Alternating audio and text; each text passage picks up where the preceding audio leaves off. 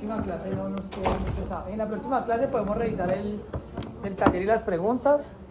Más o menos así son algunas preguntas para que estén orientados. ¿Qué les pareció? ¿Fácil? ¿Entendibles? Bueno, ya para el parcial pues usamos un poco como el estilo del caso que aparecía allí, que había una persona como en una investigación, no sé qué, más o menos así, o casos clínicos, pero aunque ustedes no han visto patologías, cuando lean el contexto ahí va a estar desarrollado todo. O sea, por ejemplo, una persona que sufre de síndrome de Cushing, entonces se describe cuáles son las características y por lo tanto, y ahí viene la pregunta, o sea, asuma el contexto como parte de la información que es válida. ¿Listo? No, cuando les planteemos un caso clínico no va a ir, digamos, como la cáscara no va a estar ahí, sino en la pregunta. ¿Ok? O sea, todo lo que se plantea el caso clínico, asúmanlo como real. Porque ustedes aquí no están viendo patología y no tendríamos cómo contrastar si ustedes tienen la capacidad de identificar que allí puede haber un error, por ejemplo. ¿Ok? Bueno, vamos entonces a revisar tiroides. Para eso, pues miremos estas preguntas que nos permiten ir dando como contexto y ambientación al tema. ¿Dónde y a partir de qué proteínas se sintetizan las hormonas tiroideas? ¿Ya han escuchado que hablan ustedes de eso? ¿En dónde? Escuché tirosina, pero... Pues, o sea, ¿en dónde hablamos del T3 y T4 en tiroides? Sí, obvio, la respuesta es obvia, tiroides, pero hay un lugar específico de la tiroides.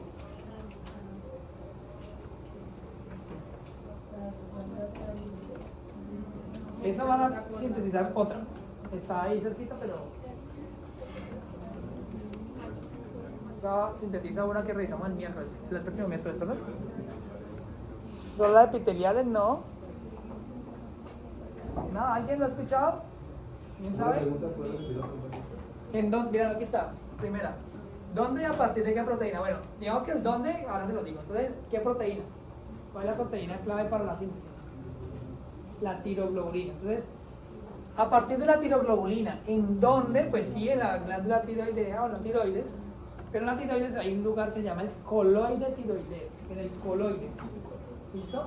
Coloide. Se van a familiarizar porque eso lo vamos a decir un montón de veces hoy acá. Coloide tiroideo. ¿Listo? Y ahora les voy a mostrar qué es el coloide, ¿sí? Para que estemos ubicados. Entonces, ahí se sintetiza la hormona.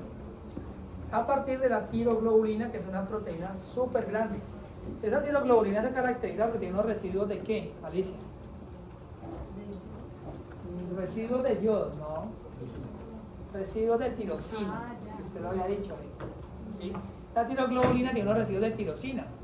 Y a esa tirosina se le va a unir algo, que ahora sí es que, Alicia otra vez, el yodo. El yodo, eso lo veremos ahora. ¿Cuál es el eje que regula las hormonas tiroideas?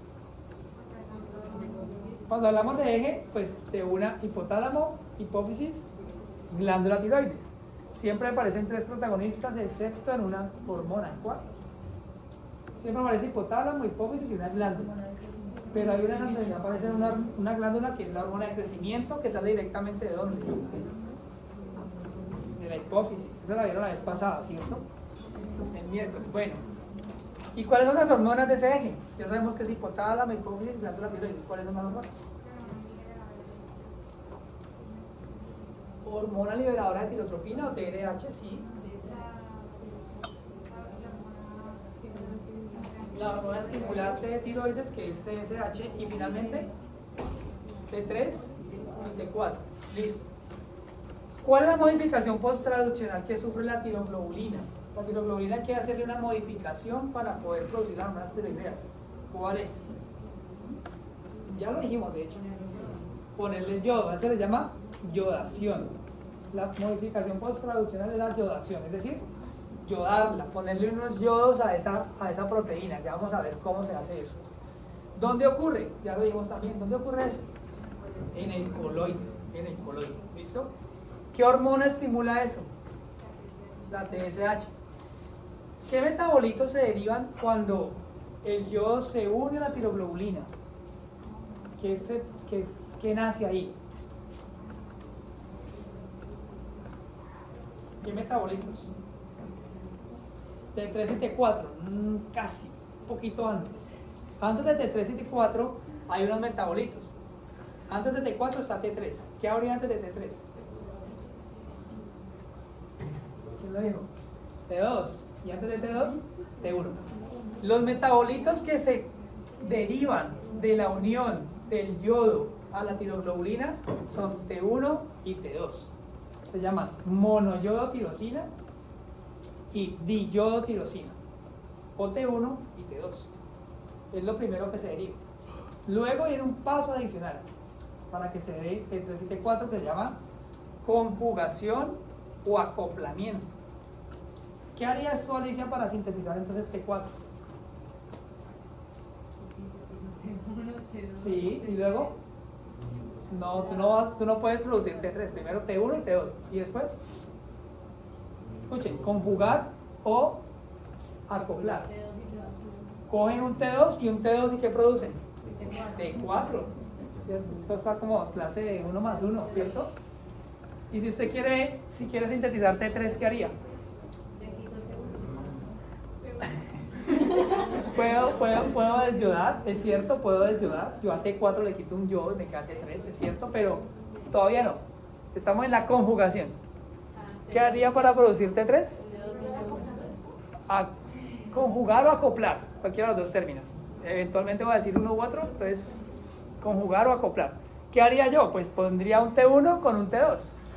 Y ahí tengo T3. ¿Listo? Así tal cual se da. Perfecto. Y eso se da gracias a una enzima también muy importante que vamos a ver que ayuda a varios procesos, que es ¿cuál? Una enzima que aparece en este proceso.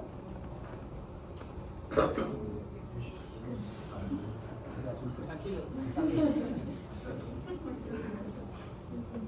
¿Qué enzima? ¿No han escuchado?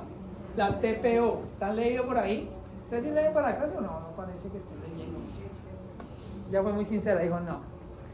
TPO, peroxidasa tiroidea. La peroxidasa tiroidea. Facilita ese proceso a través de ayudar a que el yoduro se convierta en yodo. Lo que entra realmente al principio es yoduro. ¿Cuál es la diferencia entre yoduro y yodo? La carga. El yoduro tiene una carga negativa. El yodo es carga neutra. Ya lo vamos a ver también. Todo esto es solamente como la parte inicial. ¿Cómo se transportan las hormonas tiroideas? La TPO facilita la oxidación del yodo. No lo pasa yoduro. No, al contrario, la oxidación del yoduro lo pasa a yodo. Más que siempre, digamos que ahí hay un tema cuando uno está explicando, es que uno habla de yodo, pero resulta que lo que entra inicialmente no es yodo, es yoduro, tiene una carga negativa. ¿Listo? Les preguntaba que cómo se transportan las hormonas tiroideas. Unidas a proteínas. ¿Y eso no debería de un aminoácido? ¿Sí debería de un aminoácido?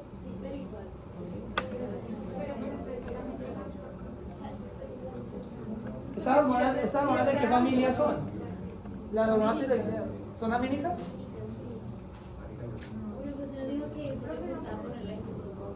A mí me gustaba ponerla en grupo aparte, ¿cierto? ¿Por qué? Ajá, ¿y entonces? Entonces ya no eran hidrosolubles. Entonces, ¿cómo se transportan? Ahora sí, Isabela. Dígalo. Está bien lo que digo. Pegadas a proteínas. De hecho, hay una proteína específica para transportar T4. ¿Sí? Específica. La TBG, ya la vamos a revisar. Yo quería preguntar, ¿la TPO no es algo que se evalúa en exámenes tiroideos?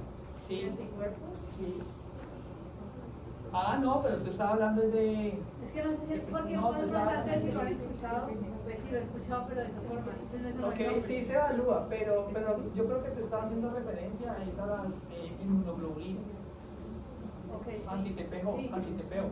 Sí, ¿por qué es importante eso? Porque ya vamos a revisar que para sintetizar la hormona tiroidea se necesitan un montón de procesos y de pasos, ¿sí? Y cualquiera de ellos que falle da lugar a que no haya hormona tiroidea, que puede dar lugar a un hipotiroidismo. Entonces, una razón es eso, por ejemplo, una ausencia de esa enzima. Si no está esa enzima, difícilmente se va a sintetizar la hormona. Ajá. La TPO ayuda como a pegar las No. Ah, ya te entiendo dónde está la confusión. No, digamos que TPO facilita la oxidación del yoduro para que esté en carga neutra. Si no está en carga neutra, no se puede unir a la tirosina. ¿Sí? ¿Sí? Entonces por eso facilita el proceso de síntesis de hormona tiroidea. Igual lo vamos a revisar ahora en detalle, ¿vale? Bueno, finalmente, principales efectos de las hormonas tiroideas, ¿cuáles son? Efectos de las hormonas tiroideas. Crecimiento y aceleración. Sí, podríamos hablar de regular. Podría regular el metabolismo basal, pues más bien el metabolismo energético que se va a ver representado en el metabolismo basal. ¿Listo? Bueno, ¿quién dijo crecimiento? Está bien, porque ahí sí se le va a hacer otra pregunta, ¿cierto? Afecta el crecimiento, pero ¿en qué etapa de la vida? ¿En la etapa qué? ¿Fetal? ¿Cuál es la hormona que afecta el crecimiento en la etapa fetal? La insulina.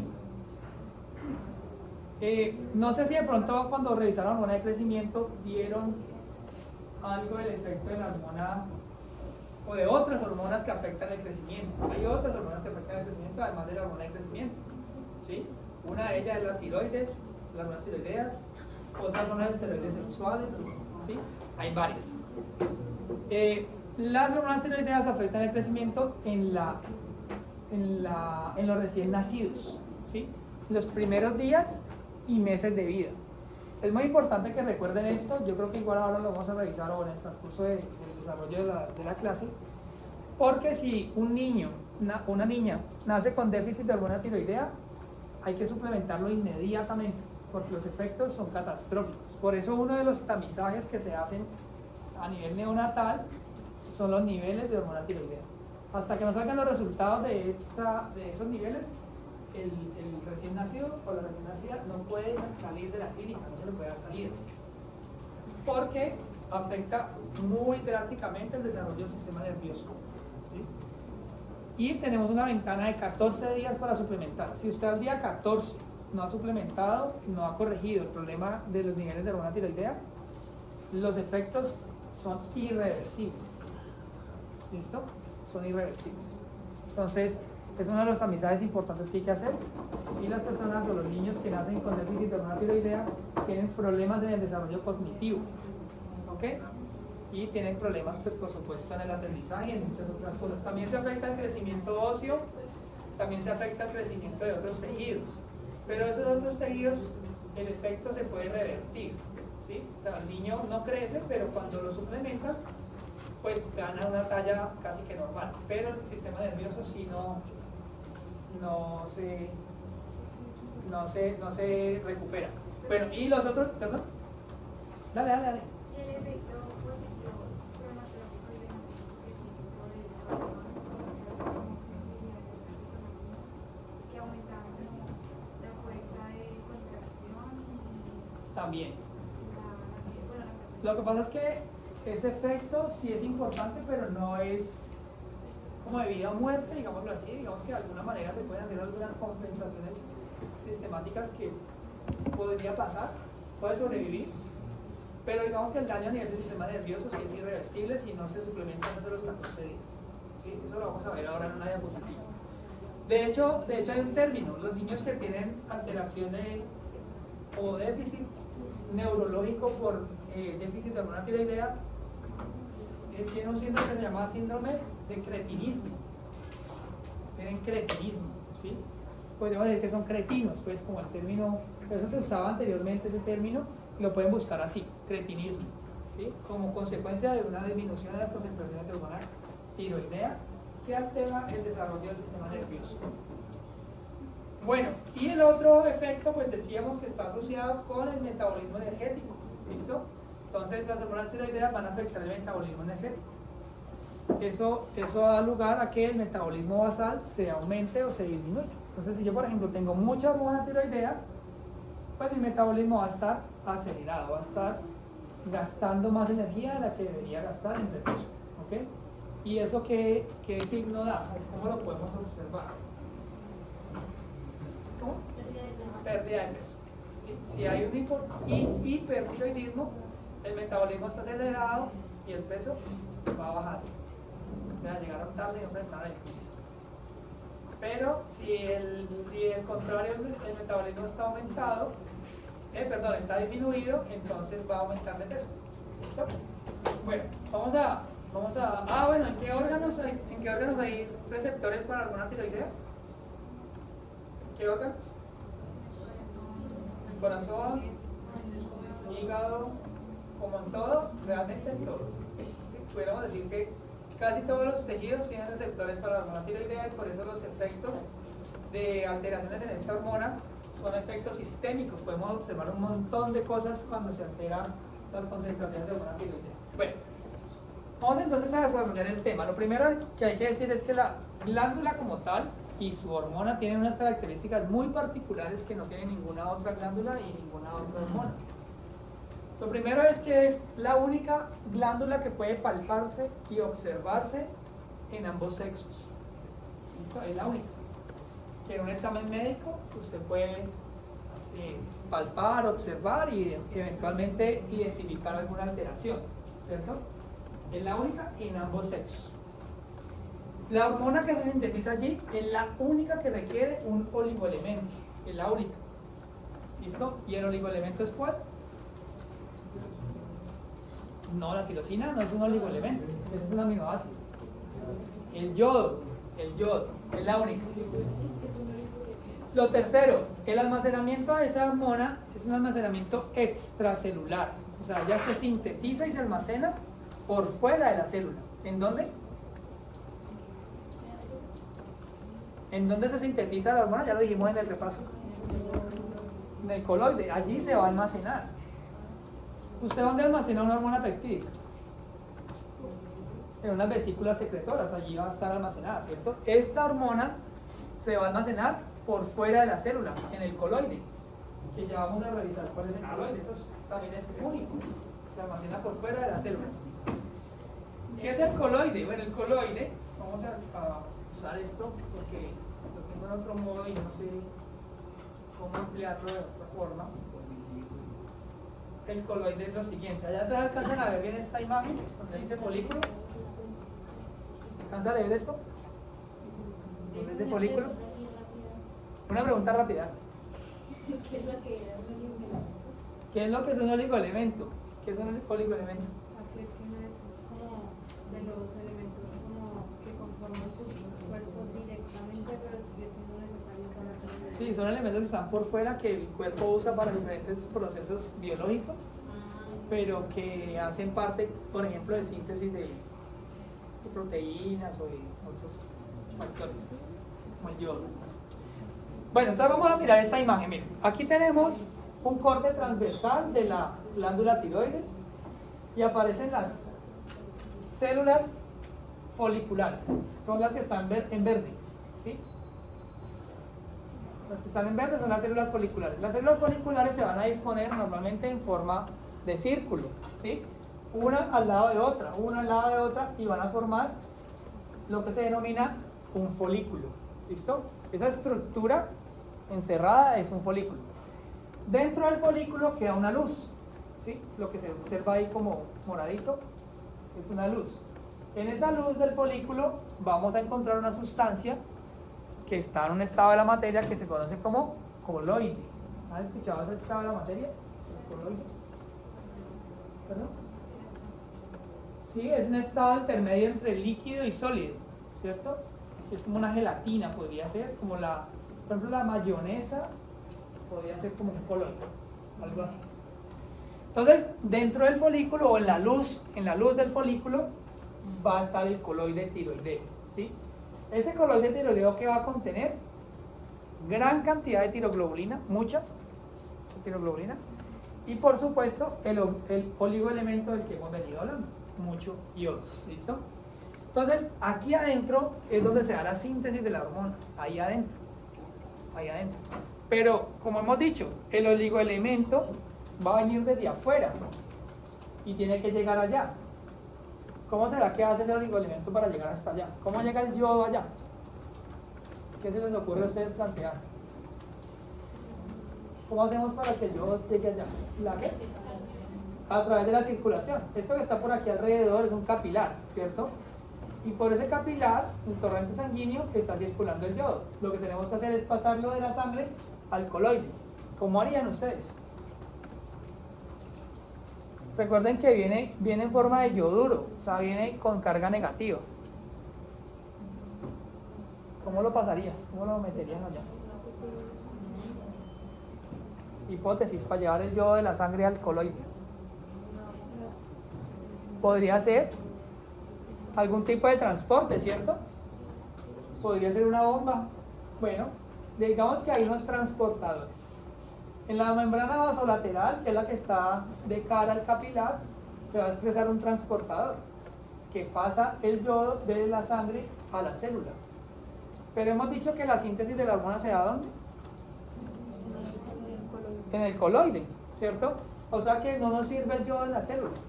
Tenemos que pasarlo de la célula al coloide. Entonces, del otro lado, la otra membrana va a expresar otro transportador, ¿sí? Que es un intercambiador. Ya lo vamos a revisar en detalle.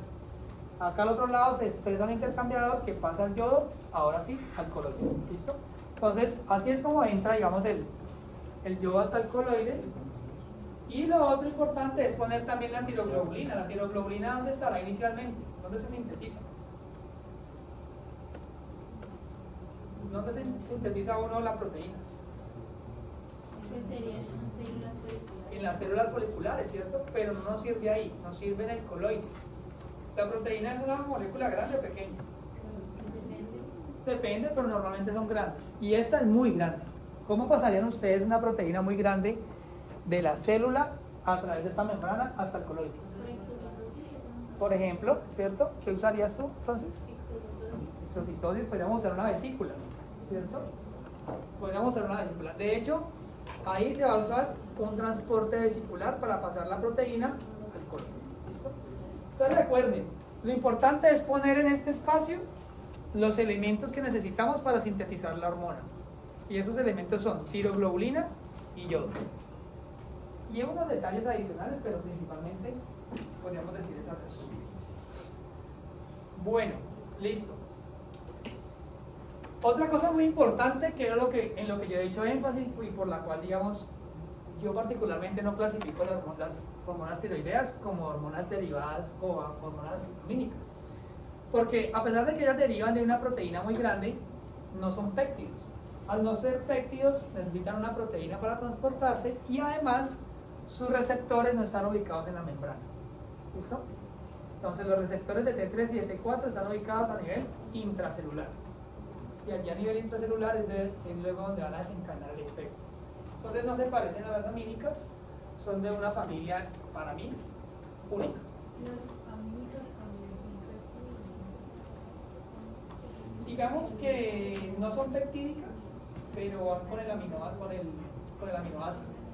Entonces le confiere características similares a las peptídicas, excepto por ejemplo la síntesis. No tienen síntesis proteica, sino una síntesis a partir de modificaciones de una molécula por efectos enzimáticos. Listo. Aquí está lo que ya habíamos mencionado también en el repaso, que es el eje que va a regular las hormonas tiroideas, el eje hipotálamo, hipófisis, glándula, y las hormonas que participan, que sería TRH, hormona liberadora de fitotropina, TSH, hormona estimulante de tiroides, y T3 y T4 que allí no aparecen, ¿no? Son las hormonas del eje. Y la tirosina como ese aminoácido pues importante para su síntesis, aunque ya hemos dicho, luego pues va a desaparecer. Cuando aumenta la concentración de hormona tiroidea vamos a tener efecto en dos sentidos, que también lo mencionamos, en la actividad celular y en el metabolismo. En la actividad celular facilita o permite el desarrollo, la diferenciación y la maduración.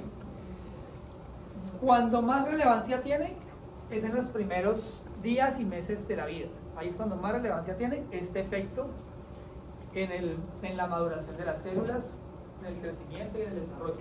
Luego, por supuesto que también aporta, pero no es tan importante. Hay otras hormonas que van a estar como con ese efecto. Donde sí vamos a tener un efecto muy importante ya en la vida adulta es en el metabolismo. ¿Listo? Va a afectar homeostasis energética y regulación del consumo energético. Regulación del consumo energético. Por eso hablamos de una disminución de peso o una ganancia de peso cuando tenemos alteraciones en el metabolismo, en las concentraciones. Bueno, vamos a empezar a revisar unos esquemas que nos van a dar pie para finalmente ver la imagen que resume el proceso de cómo funciona la síntesis de las hormonas tiroideas. ¿Listo? El primer esquema es este, y lo que nos está diciendo es lo que ocurre cuando se activa el receptor de TSH. ¿Dónde está ubicado el receptor de TSH? En la hipófisis. ¿Sí? ¿Con sueño o sin sueño? ¿Con hambre? Con hambre. ¿Dónde está ubicado el receptor de TSH? ¿En la hipófisis? ¿Sí? ¿Todo? ¿Sí? No, en la tiroides. En la tiroides. En el TSH. Exacto, en la tiroides. Entonces, el receptor, pues no aparece la R, el receptor de TSH está en la tiroides. Cuando ese receptor se activa, da lugar a estos procesos y a otros más específicos, pero empecemos con estos. El primero, la captación de yodo. Lo primero que hace la célula folicular es captar yodo, y para eso necesita unos transportadores que son los transportadores NIS sodio-yodo. Es un cotransportador que aprovecha la corriente del sodio y arrastra yodo. ¿Listo? Este es el primer transportador. ¿Cómo se llama, profe? El transportador NIS, transportador NIS sodio-yodo. Transportador NIS. Lo segundo es la organificación del yodo. ¿Sí? Organificar el yodo es unirlo a la tiroglobulina. Es básicamente organificación del yodo, lo mismo que yodación de la tiroglobulina. ¿Listo? Para eso pues necesitamos tiroglobulina. Entonces cuando se estimula el receptor, aumenta la síntesis de la proteína que luego es llevada al coloide. ¿Perdón? O sea, ¿en qué parte específica? De la célula, está la célula folicular en la membrana. Recuerda que las hormonas hipofisarias son peptídicas, entonces son receptores de membrana. Pero la película. Sí, de la folicular. Lo otro que favorece es la producción y liberación de hormonas tiroideas. Para eso necesitamos de la peroxidasa tiroidea y del aumento de esas hormonas como tal. Y finalmente, cuando la TSH se une al receptor, favorece el crecimiento del tejido. ¿De cuál tejido? Pues de la tiroides. ¿Listo? Cada que la TSH llega a la tiroides, favorece su crecimiento. Por eso una de las sintomatologías de una sobreestimulación por TSH sobre la tiroides es un aumento en el tamaño de la glándula. ¿Listo? Eso se presenta ya cada vez menos. Voy a mostrarles una imagen que aparece al final de la presentación, que es esto. Cada que hay una sobreestimulación por TSH de manera crónica o sostenida durante mucho tiempo, la glándula crece así. Eso se conoce como bocio. ¿Listo? Eso se conoce como bocio. Un aumento en el tamaño de la glándula por efecto de la hormona de la TSH. Por efecto de la TSH. ¿Listo? Bocio. ¿Alguien conoció o conoce a alguna persona así? ¿Has visto a alguien así con eso? ¿Tú? ¿Sí? ¿Dónde? Ya no tanto, pero pues O sea, le disminuyó el tamaño. sí. ¿Y llegó a este tamaño? Pues no tanto, pero sí era muy visible apenas. Era visible.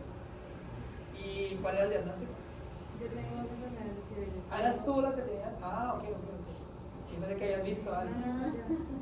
Ya, ¿y cuál es? Tengo Hashimoto grave, Ah, bueno. pero pues cuando estás prominente, pues está. Ah, y por eso había escuchado la teteo.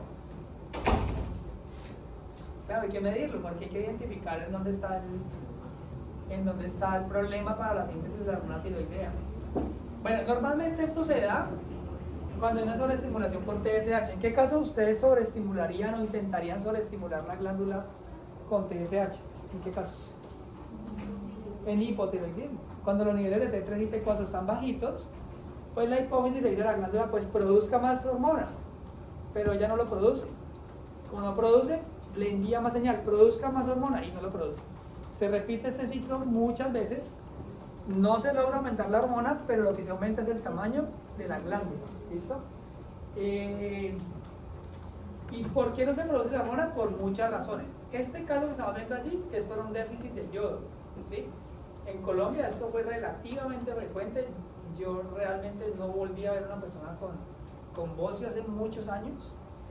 No volví a ver esto, ¿cierto? Esto ya se controla, además porque se identifica tempranamente, las personas empiezan a sentir o a observar si consultan.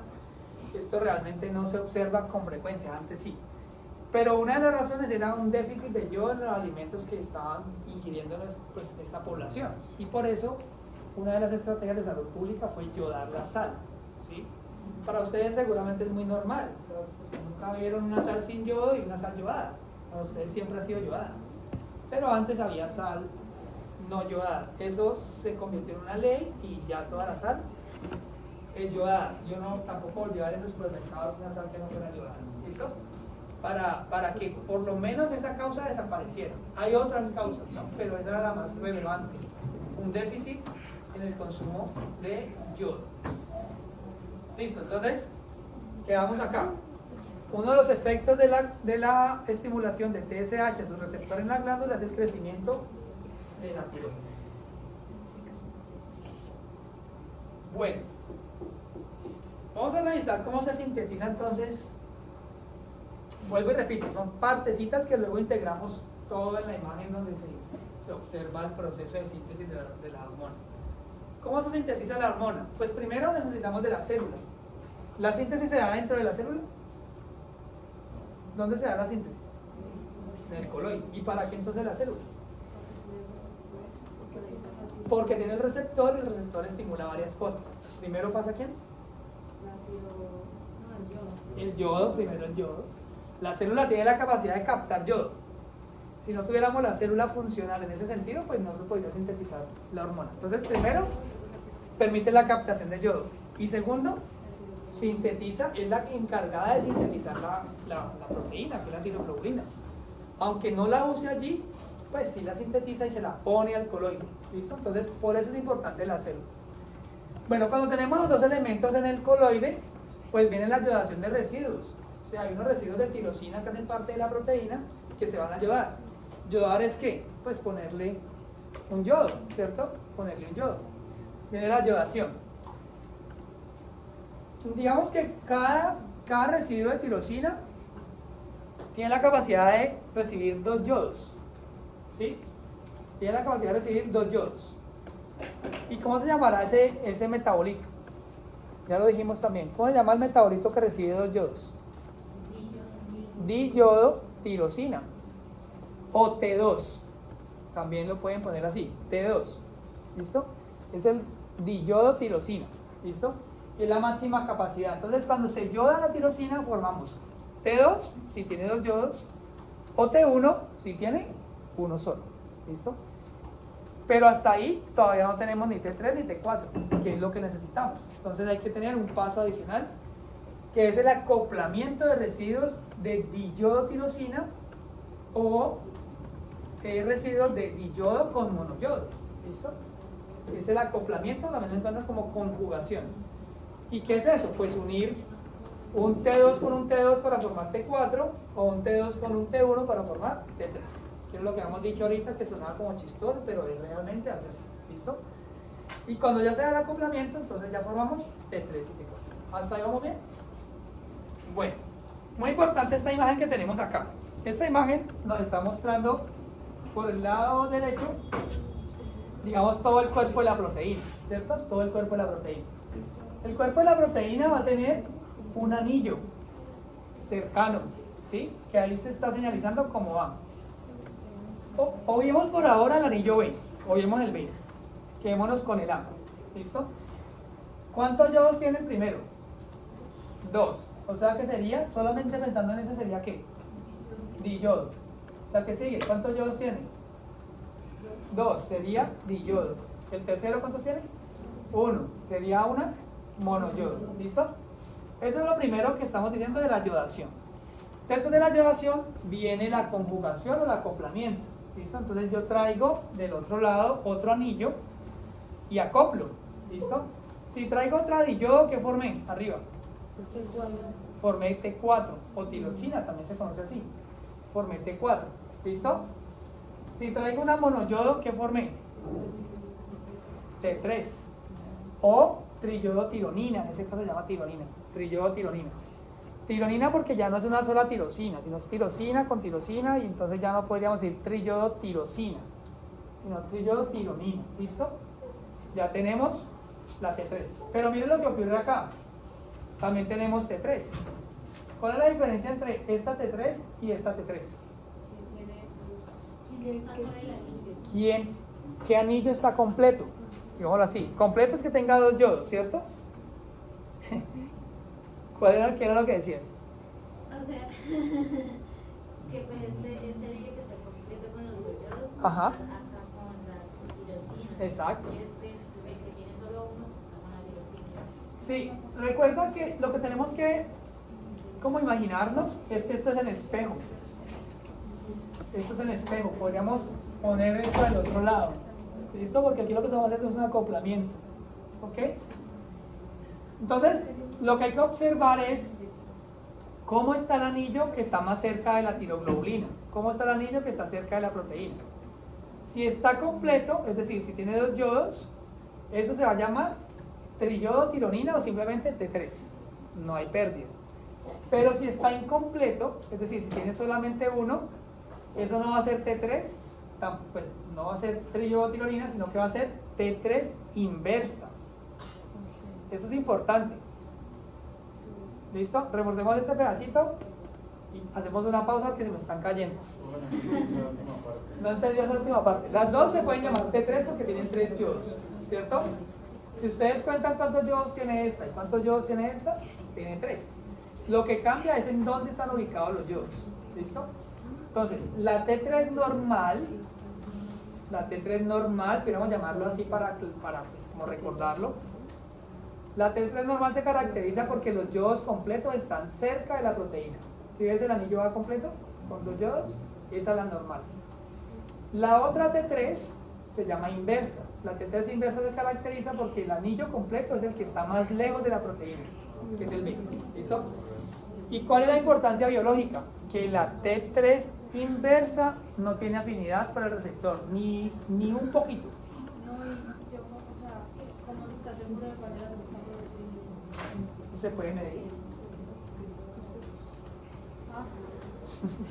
¿Y qué pasa si produce inversa y no tiroyodo? ¿Qué pasa si tú produces mucha T3 inversa? ¿Qué diagnóstico tendrías? Hipotiroidismo, porque cuando a ti te miden, realmente te miden T3. Entonces, si ya uno quiere avanzar como en el diagnóstico y eso, pues va y revisa T3 inversa, pero eso no se mide. Tú mides T3 y T4. ¿Sí? Y si estás produciendo mucha T3 inversa, seguramente las otras dos están bajitas. Isabela.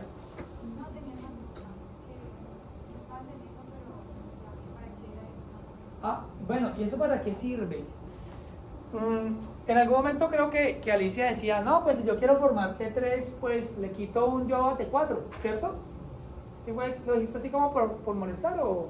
No, pues porque se supone que de T4 es el T3, ¿no? O sea, si parte del T4 Exacto. como el 90% de el 80%. Exacto. Entonces, ¿qué pasa? Mira, T4 es una reserva. El 90% de las hormonas tiroideas están en forma de T4. El 90%. Si tú quieres convertir T4, o sea, si necesitas que funcione la hormona, pues tú pasas T4 a esta. ¿Sí? A la T3 normal para que actúe. Pero si al contrario tu cuerpo dice, hay mucha hormona y tengo mucha T4 circulando, yo lo que necesito es desactivarla o inactivarla. Entonces la convierto en esta. ¿Cómo? ¿Cómo la convierto en esta o en esta? Hay ciertos tejidos que expresan unas desyodasas. ¿Sí? Desyodasa tipo 1, desyodasa tipo 2 y desyodasa tipo 3. Hay unos tejidos que hacen eso. Ya vamos a ver cuáles. Por ahí aparece cerebro, placenta, hígado, hay varios tejidos que hacen eso. Entonces, unas desyoasas quitan el anillo, quitan el yodo del anillo externo, y otras desyoasas quitan el yodo del anillo interno. ¿Sí? Eso lo vemos ahora, lo vemos luego, eso está en la presentación, ¿listo? Pero así es que funciona. Hay una desyoasa que quita este, y entonces queda así, y hay otra desyoasa que quita este, y entonces queda así. ¿Listo? Me Y permite dependiendo de lo que les como hagan. para resumir, o sea, el AT4 es como para almacenar y tener casi algo de efectos, ¿entendí? Sí, lo vamos a ver también, pero más o menos es así. T4 tiene una vida media muy larga. La T4 puede circular hasta 8 días después de haber sido secretada.